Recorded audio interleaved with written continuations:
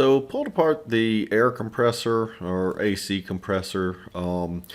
Was planning on reusing it, but like everything on the car, I guess you guys might not have seen it on YouTube yet, but I sandblasted or media blasted and then also vapor blasted all the aluminum on the motor, which gives it the natural aluminum finish. Sandblasting alone will leave it kind of a weird, almost crystally look to it. And so I vapor blasted the entire thing. And obviously, if you're going to do any type of media blasting, you have to take everything down. And so I took the air compressor here down. Ended up though, it wasn't in great condition. The AC system didn't work, and it didn't seem to have a lot of compression. But I am glad that I did it, because when I bought the new air compressor, I needed the top plate, and obviously I don't want to use that grungy looking top plate, and so vapor blasting the top plate was still beneficial. I did do the entire AC compressor, and I was going to try to get internals and use my original housing, but when I got the new air compressor, it was so similar that I couldn't tell the difference in my original one and the OEM replacement, and so we just went with it. But you can see the internals here. You see the reed valves.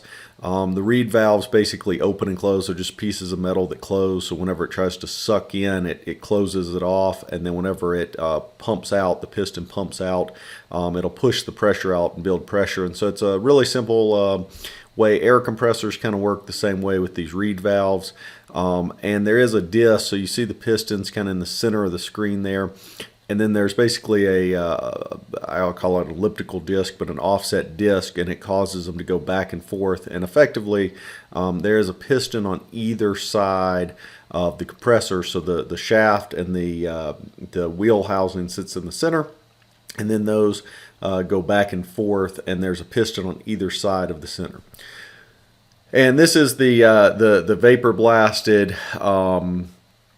That's the vapor blasted top housing there that you see, and you can see the one screw that had to be drilled out. I think I drilled 2 or 3 out here, and then you can see the new air compressor here as well. On the engine, sitting on my engine stand, new hardware. I replaced the one top left bolt there. If you look at it, I had 3 good bolts, was missing one, so I bought a new one. And then it came, I don't think it was gold zinc plated, so I had to zinc plate it as well.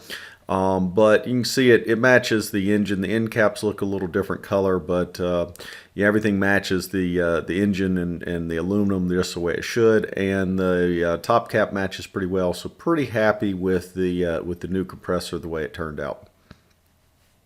Hey guys, hope you enjoy watching the restoration of the rusty Barnacle, Integra Type R 98111. Please subscribe and keep looking for updates. Thanks.